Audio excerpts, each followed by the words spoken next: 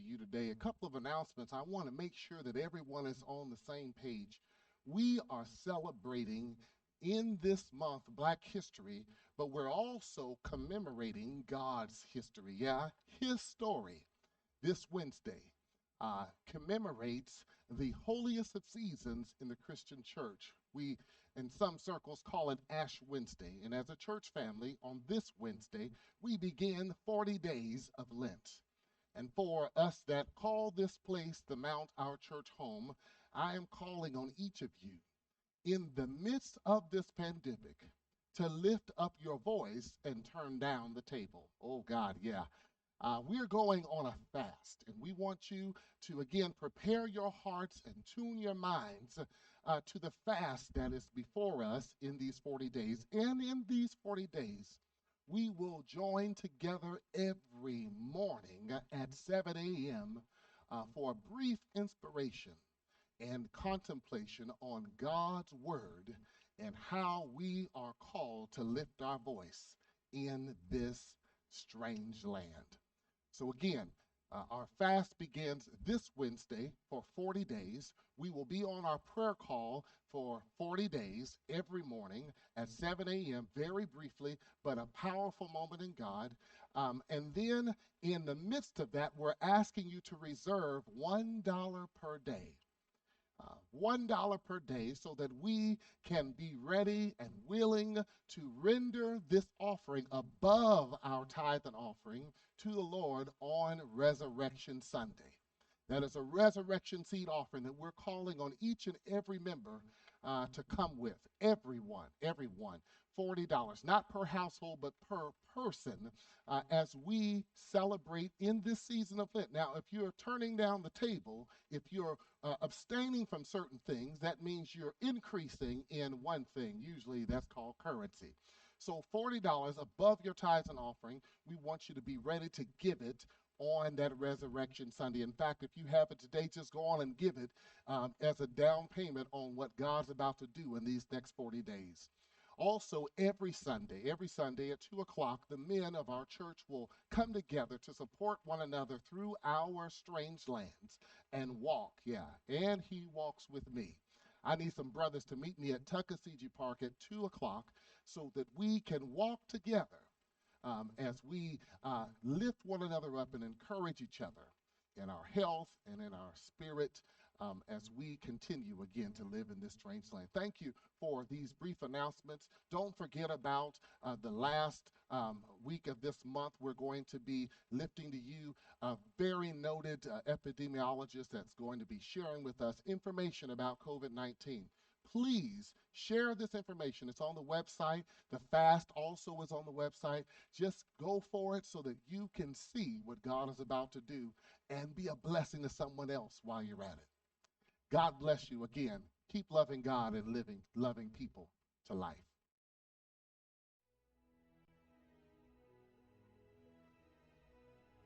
Good morning, Saints.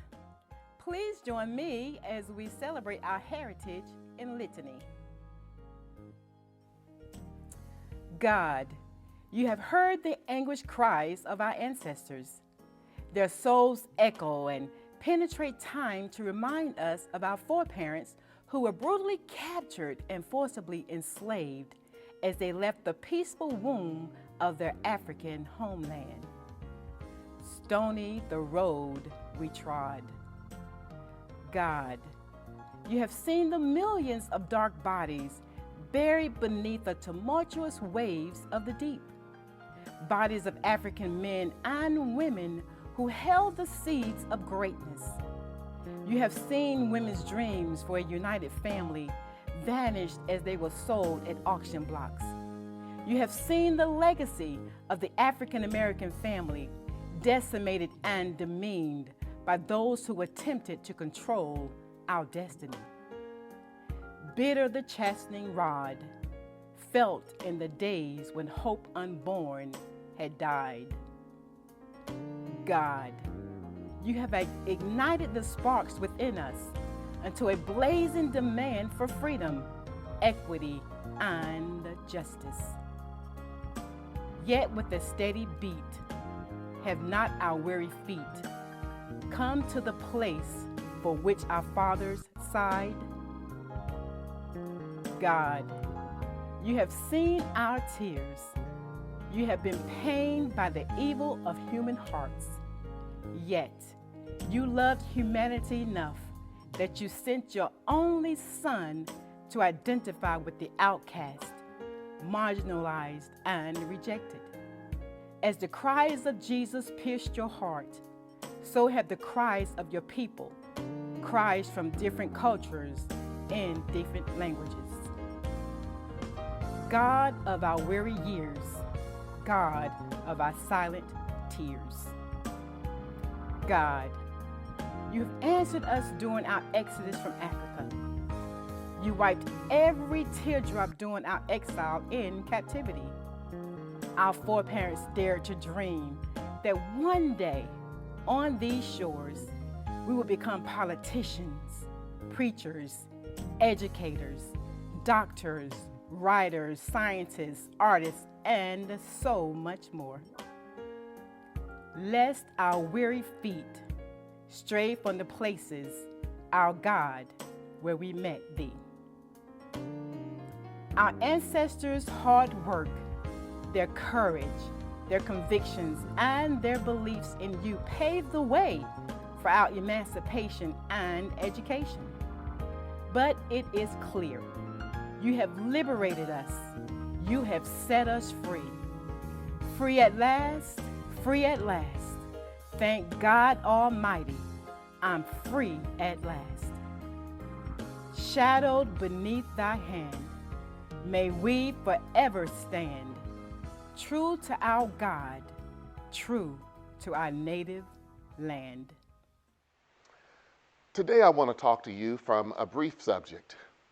3 words: don't give up. Our pericope is found in the 137th Psalm that we've been preaching from for the last few weeks. But then I want to lift to you, as for our examination, Acts chapter number 16, around verse number 16, where we find Paul and Silas answering the question of the pilgrim in the 137th Psalm as they ask, how shall we sing the Lord's song in a strange land? Beloved, I want to ask you a question. Have you ever felt like giving up? Have you ever thought to yourself, this wouldn't be happening if I had not said? This would not have happened to me if I did not speak up, or if I did not do this, or if I did not say that. You know, the desire to give up and quit is part of the human experience. Yeah, it's a part of being human. Yeah, the desire to quit is a human experience. In fact, let me suggest to you this morning that if you have never felt the urge to quit, if you've never felt the desire to give up, you have never experienced true victory. Because true victory is simply winning. It's not simply winning. It's not simply winning or succeeding, but the word victory is directly associated with the defeat of an enemy or a foe. Let me say it another way. True victory is directly connected to opposition and your ability to overcome what is against you. I guess this is why Paul said, if God be for us, who can be against us? This is a question that he lifts from the text, but he already has the answer, because he knows that greater is in he that is in him than he that is in this world. In other words, true victory comes in the fell clutch of circumstance. When you might even wince or cry out loud, when under the bludgeonings of chance your head is bloody, but you will not bow. My goodness. You remember Daniel and Daniel chapter number 3, when those 3 Hebrew boys, Shadrach, Meshach, and as my grandmother said, that bad Negro, refused to bow down to the norms of their day. They refused to give up. Their enemies tried to punish them 7 times worse than any other because they refused to give up. And this is when we hear the all too familiar words of the oppressed. Yeah, two words that the oppressed people throughout the ages have been able to say, and because they've been able to say it, they always overcame. My God. These words simply are God is. Yeah, in Daniel chapter 3, verse number 17, these three brothers said, we will not bow down, we will not capitulate, we will not give up, but because God is able. Because God is able, he will deliver us out of your hands. But if he doesn't deliver us out of your hands, we will not give up. If we were in church this morning, I'd tell you to look at your neighbor and tell them, don't give up. I know it's hard. I know you feel like giving up now. You feel like calling it quits. But I stopped by this morning to decree and to declare into your spirit, do not give up. Beloved, true victory. True victory comes at the dawning of day. Let me suggest to you, when you have wrestled all night long to the point where you thought it was all over, but then the sun rose and you lived to see another day. That's true victory. You remember Jacob, he illustrates this best as he wrestled in the fight of his life throughout the night, but he did not give up. Yeah, Genesis 32 and records that he said in his own words, I will not let you go until you bless me. And when the sun shined, he was no longer the same. My God, when the sun set its place in the sky, everything about his life seemed to change in that moment. His name was changed from Jacob to Israel.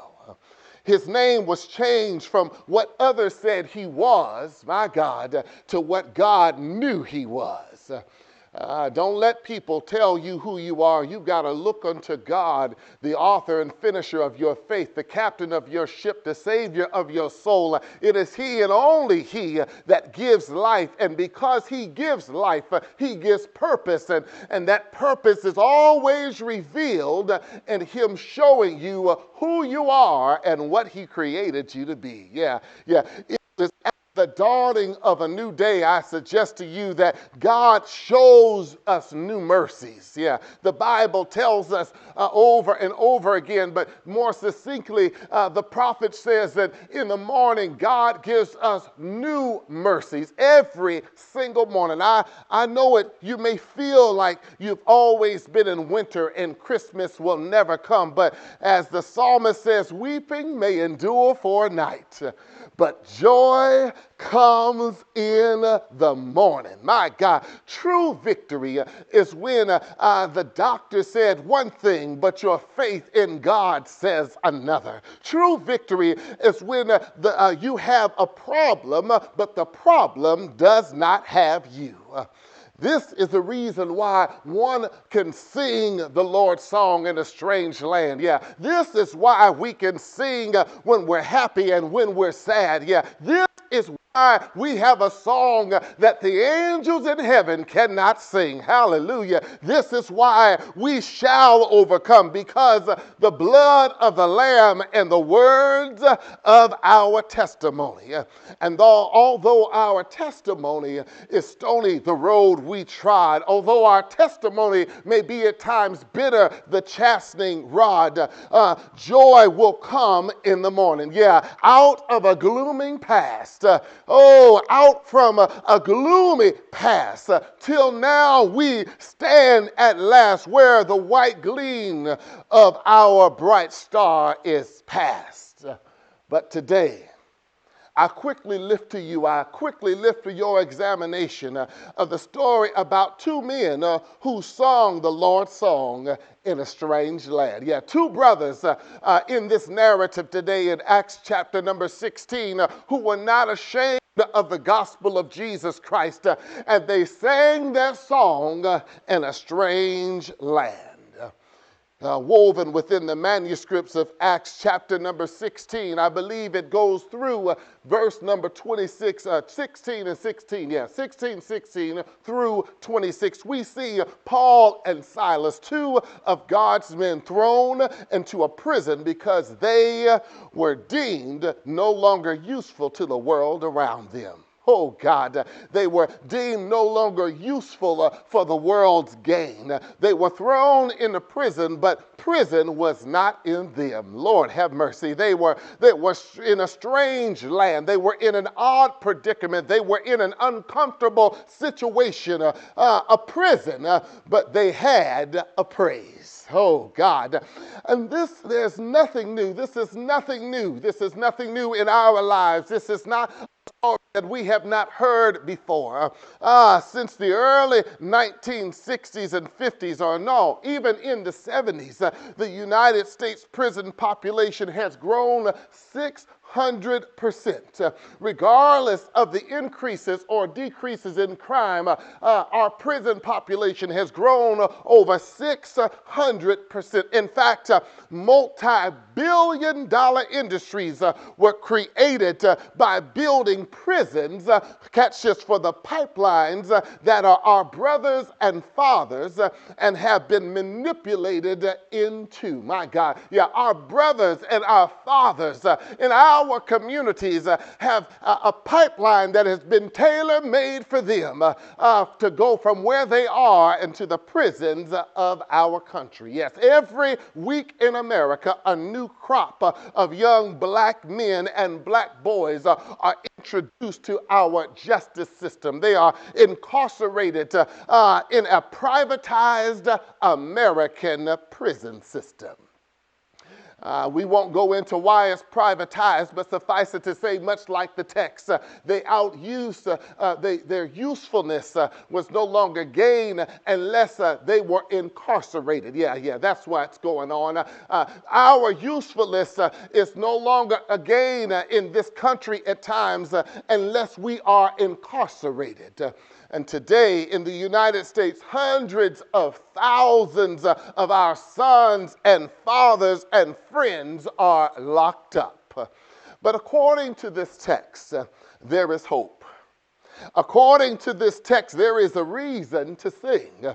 There is an answer to the question, how shall we sing the Lord's song in a strange land? Yeah, there's an answer to the treatise that is before us. The text tells us what happens when God's people are put to the test.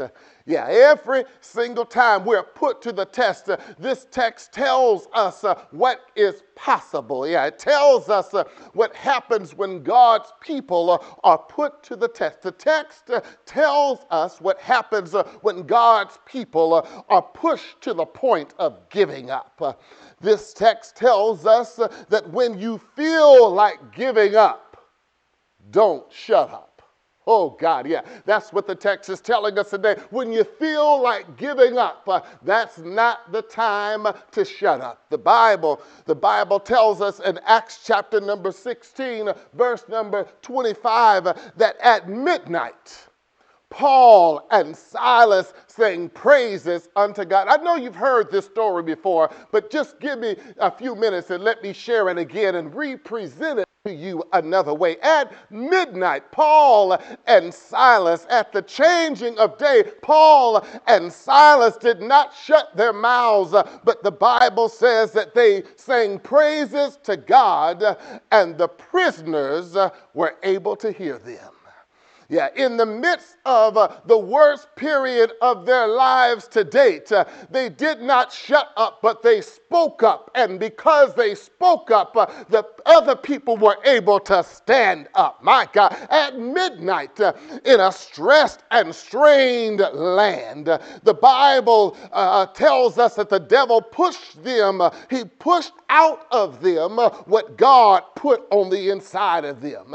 Have you ever thought that perhaps the predicament or the situation that you're in today is simply the enemy being used for God's good? My God, have you ever thought and your agitators were there to be your footstool so that you can go higher in the Lord. Yeah, that's what the text is telling us, that when these men opened their mouths and they did not shut up, everybody that was around them was able to stand up. My God, at midnight they were able to sing the Lord's song because they would not give up. If we were in church, I'd tell you just to look at your neighbor and tell them, don't give up. Some wife needs to tap their husband on the thigh and say, don't give up, baby. Some husband needs to grab their wife in the arms of his arms and tell her, don't give up, because this won't last always. Paul and Silas were being pushed by those representing their government. They resolved that they were not going to let nobody turn them around. Oh, yeah. Even though they were pushed by the circumstances of their day, even though they were imprisoned by their society, even though they were ostracized, even though they were kicked to the curb and left for dead, and the keys were in the hands of somebody else, they understood that their destiny was in God. And because they understood that, they could open their mouths and give God praise. They said in their spirit, as I hear them saying the words of our ancestors, I ain't gonna let nobody turn me around. And I say it again, this is nothing new. This is our story. When we were taken captive and placed on ships. This was our story when we were sold as slaves, oh God, like property. This is our story when we refuse to take master's name. This was our story when we asked the question, ain't I a man? This was our story when Richard Allen and an aggregation of brothers and sisters, our forefathers and our foremothers, were refused the right to worship in an integrated church. Yeah, this is our story. Red, yellow, black, and white. Oh, brothers and sisters dared to march in the streets of our country as they proudly and clearly proclaimed, where there is no justice, there is no peace. This is our story. When we were thrown into the American jail and correction system for our cadence and rhythm, marching behind the measures of justice in the civil rights era and even of today. Yes, this is our story. When the Mississippi Freedom Riders sang their song, I'm told, at midnight, when the guards threatened to take their beds if they did not stop singing. One of the Freedom Riders, I'm told, said, you can take my bed, but I refuse to let you take my soul. And from these words breathed the song behind prison bars. I ain't gonna let nobody turn me around. I'm not going to let nobody turn me around. There is a name that all of us can call on. In the midst of our prison, in the midst of our pain, in the midst of our frustration, there is a song that we can sing in our strange land. Today, there are many of us who are born into the furnaces of poverty, poor education, and prison, dare I say, without any true compass for escape. I say to you, this is our time to sing.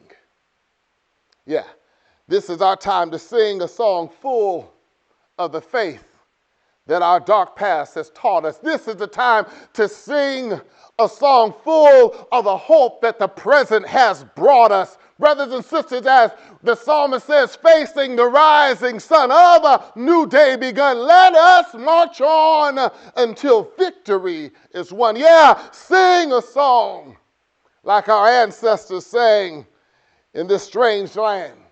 Sing songs like, hold on, help is on the way. Sing It's like this little light of mine. I'm going to let it shine. I'm going to let it shine. Sing songs like we shall overcome deep in our hearts. Sing songs like though trials come on every hand, I feel like going on. Sing songs like keep your eyes on the prize and hold on. Sing songs like fight on, soldier. Don't give up the journey.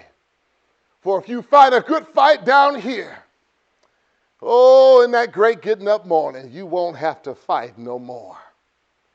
These are the songs that I've just lifted to you. These are the songs that are the repository of our hope and our dreams and our victories. We've got to know that singing together in a strange land. We've got to know that singing together in a strange land, we are one. When we sing together in a strange land, we are one in spirit and one in the Lord. You've got to know this. Like Paul and Silas, when they were in jail, their liberties might have been taken away, but nothing could take away their faith and their song. God was the source and is the source and the strength of our life. We've got to understand that God is. Beloved, trials are exhausting, especially long ones. And as soldiers in the army of the Lord, we experience the fiercest of combat, spiritual and physical combat. And sometimes we just want to give up. I know it. I've been there. I've done that. I've got the t-shirt, but I did not keep it because I learned something I'm trying to get you to get this morning, to comprehend in your spirit, to soak in your mentality. Don't give up. But take courage. Don't let your hands be weak, for your work shall be rewarded.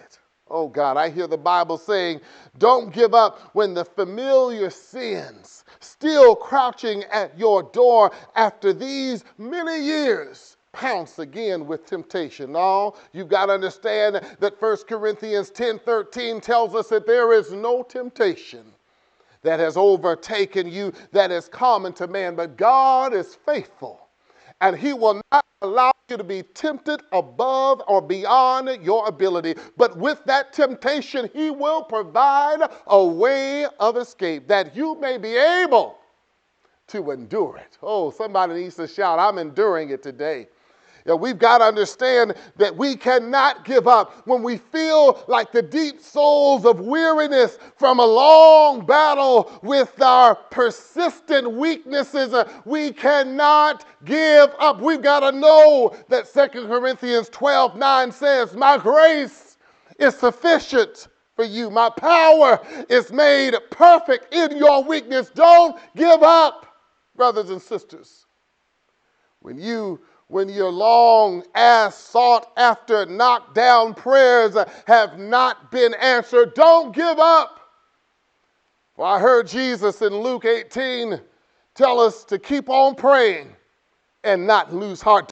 Don't give up when the devil's fiery darts or doubt find flesh within you and make you feel like giving up. No, because Ephesians 6:13 and 16 tells us, therefore, take up the whole armor of God, that you may be able to withstand in the evil day. In all circumstances, the Bible tells us, take up the shield of faith, which you can extinguish all of the flaming darts of the evil one. Beloved, don't give up when fragmenting effects of multiple pressures seem to be relentless.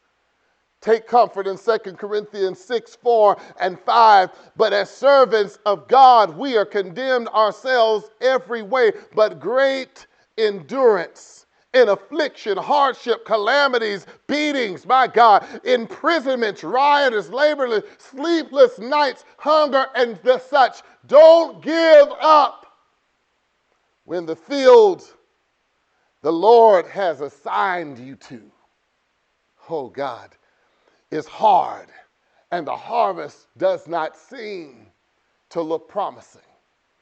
Take comfort in Galatians 6 and 9, where it tells us not to grow weary in well-doing. For in due season, in your season, you will reap if you faint not. Don't give up when the labor is in obscurity and you wonder how much it even matters. Oh God, find comfort in the words of our Lord when he says, your Father who sees in secret will reward you openly. Don't give up when your reputation is damaged because you're trying to be faithful to the Lord.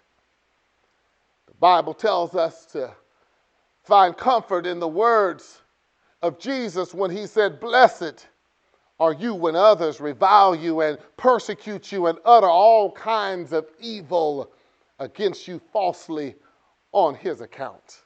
Yes, just charge it to his account. Look at somebody and tell them, charge it to the Lord's account. I know the bill is high. I know it seems overwhelming, but you don't have to pay for it. Just give it to Jesus because he's already paid for it. Don't give up, beloved, when you're waiting on God and it seems like your waiting is endless. For I heard Isaiah say, even the youth, oh God, shall faint and be weary, and the young men shall be exhausted, but they who wait on the Lord, oh God, shall renew their strength. They shall mount up with wings like eagles. They shall run and not be weary. They shall walk and not faint. Don't give up. When you have failed in sin, don't give up. When you think it's the end, don't give up. Just repent. Just repent. Get your eyes off of yourself. Get your eyes off of your situation and fix your eyes on Jesus. I said, fix your eyes on the Lord. Get up and get back up in the fight. Don't give up. John 1, 19, John 1, 9, not 19, John 1, 9. 1 John 1, 9 says, if you confess your sins, God is faithful and just to forgive you of all of your sins and to cleanse you from all unrighteousness. He is faithful. So today, I say to you once more, as we bring this to a close, don't give up. Rise up. Don't give up. Rise up and become the heroes and heroines who stand against all odds, even in every arena, to right some wrong, bring some light into a dark corner, provide a helping hand to somebody who needs your assistance, to some soul who has been lost on their way, to those who refuse to give up. I say to you, keep on fighting, because we shall overcome someday. Don't give up. Dr. Maya Angelou says it this way: out of the huts of history's shame, I rise. Up from the past that rooted in pain, I rise. I'm black ocean. I'm a black ocean leaping and wide, welling and swelling. I bear in the tide, leaving behind nights of terror and fear. I rise. And to daybreak, that's wondrously clear. I rise. Bring the gifts that my ancestors gave. And I am the dream and the hope of the slave. I rise. I rise. I rise. Beloved, do not give up. In Jesus' name, do not throw in the towel. Don't call it quits, because payday is coming after a while. Well, God bless you. We trust that the word of God today has blessed and enriched your life. If it has, I want you to share it with somebody else. If it hasn't, go on and share it anyways, because I believe that it would come right back to you and bless you in ways that you have not seen before. Yeah, that's right. Sometimes you got to spread the word so that it can come back to you and overwhelm and overtake your circumstances so that you can rise with the Lord. Keep on loving God and loving people to life is our prayer. Have a wonderful week, and we'll see you men at 2 and see everyone at 7 on tomorrow morning. God bless you.